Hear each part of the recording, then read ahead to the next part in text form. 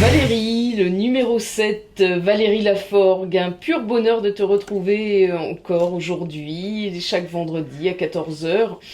Un titre qui interpelle aujourd'hui Valérie, l'argent au féminin. Alors pourquoi avoir choisi ce sujet? Alors aujourd'hui, on va parler du lien qui unit les femmes avec l'argent. Alors plutôt un éclairage à 360, puisqu'on a quelques minutes pour en parler. On va suivre en fait une femme de l'enfance jusqu'à la retraite. Et ça va être un sujet très intéressant, vous allez voir. Et pourquoi avoir choisi ce sujet ? Parce que c'est un sujet en fait sociétal central aujourd'hui, sans en faire absolument en fait aucunement une parole féministe. On va se rendre compte en fait de la fragilité financière des femmes. Au-delà, bien évidemment, de la journée internationale des droits des femmes, le 8 mars, on en parle tous les ans, moi j'ai envie d'en parler toute l'année. Et on est le 8 novembre aujourd'hui, et bien je vais vous en parler. Alors, par quel moment de la vie d'une femme as-tu envie de commencer, Valérie ? Eh bien en fait, je vais commencer par la retraite. Alors pourquoi ? Parce que ça va être assez marquant. La retraite est de manière générale, on est bien d'accord qu'on parle de moyenne, ça va être un tsunami en fait pour la femme au niveau financier. Pourquoi ? Parce qu'une pension de retraite aujourd'hui qui est servie par le régime de base pour une femme, elle est de 40% inférieure à celle d'un homme. Elle est exactement aujourd'hui, dans les stats, elle est de 1178 € pour un homme qui perçoit 1951. La différence est énorme. Il faut quand même noter que on a, comme on vous disait sur une précédente aussi chronique, on a une espérance de vie aujourd'hui qui s'allonge avec le temps, 25 ans en moyenne, donc on parle plus vraiment d'une retraite, on parle vraiment d'un énorme morceau de sa vie. Et on a 62% des femmes qui vivent seules au-delà de 80 ans. Donc c'est quand même intéressant en fait de regarder ça alors que les hommes ne sont que 27%. Donc on va avoir des raisons à tout ça. On va avoir pourquoi elles ont des pensions moins élevées. On va avoir des carrières globalement, des carrières professionnelles moins rémunérées, y compris à temps de travail et à poste égal. On va avoir un travail à temps partiel beaucoup plus important. Aujourd'hui, le temps partiel est pris par 80% de femmes. On n'a que 20% d'hommes en temps partiel. Elles vont toujours être la variable d'ajustement par rapport à une situation familiale. Et on va avoir globalement 40% des mères qui changent de temps de travail pendant leur carrière professionnelle. Et on va avoir aussi du travail précaire chez les femmes. On a 2/3 en fait des femmes qui ont un contrat à durée déterminée, donc une précarité dans le travail. Elles vont aussi être bien évidemment plus nombreuses à recourir au congé maternité, ça semble évident, de par en fait le fait qu'elles soient femmes tout simplement. Mais il faut savoir que ce sont des trimestres validés, mais non cotisés.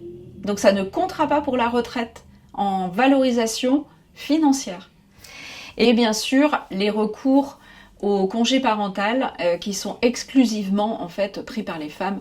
Malgré l'ouverture au congé parental pour les hommes, on va avoir moins d'1% aujourd'hui d'hommes qui vont prendre des congés parentaux. Donc toujours la variable d'ajustement. C'est impressionnant tout ça, Valérie. Tu veux donc dire que ce constat est une conséquence qui est ancrée dans notre culture ? Mais oui, c'est culturel, c'est de la transmission intergénérationnelle. On est sur plutôt du destin socio-économique en fait, chez la femme. On doit en avoir conscience et œuvrer en fait dans ce sens. Mais on va remonter un petit peu l'histoire parce que moi j'aime bien regarder un peu ce qui s'est passé dans le temps sur ce sujet. À travers quelques dates, sans on va dire en donner de trop. Mais on est en 1857 et par instruction en fait ministérielle, les femmes ont interdiction de retirer de l'argent, celui qu'elles ont épargné, sans l'autorisation de leur époux. Depuis 1804 et ce jusqu'en février 1938 quand même, les femmes étaient assimilées aux délinquants, aux fous et aux mineurs. Voilà, c'est important aussi d'avoir cette notion-là. Non pas pour le critiquer, mais juste pour comprendre d'où on vient. La femme, elle devient alors une personne majeure, donc ça c'est une bonne nouvelle, et elle peut désormais faire ses démarches en justice, demander seule en fait ses papiers d'identité, ou louer pour les plus fortunés un coffre à la banque. Merveilleux. Le mariage reste néanmoins une tutelle pour la femme. Donc ça, c'est important de voir ce qui s'est passé à ce moment-là. Grande date, 13 juillet 1965, donc c'est quand même il y a très peu de temps, 59 ans, bientôt 60. La date résonne beaucoup en fait chez les femmes.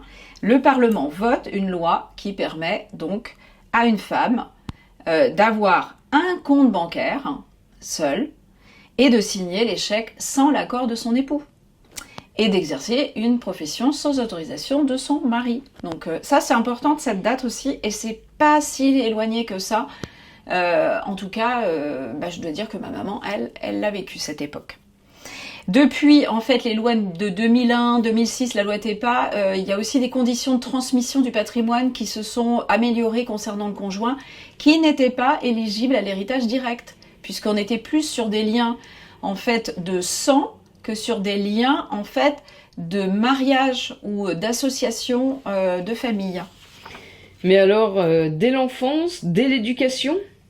Alors oui, on peut dire ça, que dès l'éducation, on a déjà en fait quelques petits éléments qui permettent de voir qu'il y a déjà des différences entre l'homme et la femme, et alors même que on est homme et femme souvent, ou en tout cas on est une famille qui va élever en fait ses enfants. Et les filles vont recevoir moins d'argent de poche. Les statistiques en fait le montrent aujourd'hui. Entre 10 et 12 ans, on a 4 filles sur 10 qui en reçoivent, et contre plus de la moitié en fait des garçons. Et surtout, les sommes sont différentes, parce qu'à l'adolescence, une fille va recevoir à peu près 38 € en moyenne, alors qu'un garçon va recevoir 44 €. Et surtout, les contreparties ne vont absolument pas être les mêmes. Donc on ne va pas rentrer dans le détail de tout ça, je vais vous indiquer à la fin de la chronique quelques lectures intéressantes qui pourront développer ce sujet. Et même Valérie, lorsqu'elles se mettent en couple ? Alors le couple, on ne va pas dire que le couple appauvrit, mais un petit peu quand même en fait, parce que on a globalement une modification profonde aujourd'hui des unions en termes de régime matrimonial.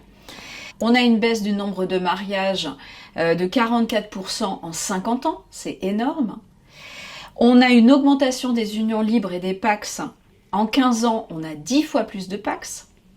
Et surtout, il faut regarder que le régime légal, donc la communauté réduite aux acquêts, est en berne. C'est-à-dire que aujourd'hui, quand on se marie plus avec un contrat et un régime séparatiste, donc plutôt le régime de la séparation de biens, et le régime par défaut du PACS, c'est la séparation de biens. Ce qui fait que on a une protection en fait du conjoint le plus riche qui s'accentue. Par défaut, voilà, la personne qui aura le salaire le moins élevé sera défavorisée par le régime en cas de séparation. Parler du mariage, c'est aussi parler de divorce. Aujourd'hui, on a un couple sur 2 qui divorce. Donc c'est important de signaler que pour chaque divorce, il va y avoir forcément 2 foyers qui vont se constituer. Et à ce moment-là, on va avoir une baisse du niveau de vie de la femme de au moins 20%. C'est un minimum. Qu'est-ce qu'il est important de retenir dans tout ça ?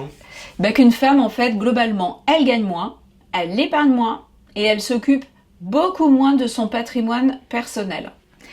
Donc ça va être intéressant, en fait, de l'avoir simplement en constat et d'avoir conscience, en fait, du sujet.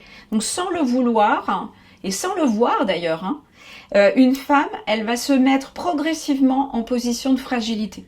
Une inégalité en fait de patrimoine s'est instaurée au fil des ans. En 17 ans, il est passé cet écart de 9 à 16%. Donc, peut-être réaction à avoir de s'occuper davantage de soi pour s'assurer un avenir financier plus confortable. À ce qu'il est important en fait de retenir, je souhaitais également peut-être vous donner des lectures, des choses intéressantes. Des lectures, alors je vais en choisir 2. Il y en a plein sur le marché. Il y en a 2 qui sont très accessibles, qui s'appellent Le couple et l'argent de Titiou Lecoq, qui est très très très facile à lire. On a aussi Le genre du capital de Céline Bessière et Sybille Golac, qui est très intéressant, un tout petit peu plus pointu, mais tout petit peu que Le couple et l'argent. Et également des médias en ligne. On a Vive Média, donc Vive au pluriel média à tout attaché.fr, qui a été créé par Sybille Lemaire. Très intéressant, des newsletters à recevoir, des articles à lire, très très accessible.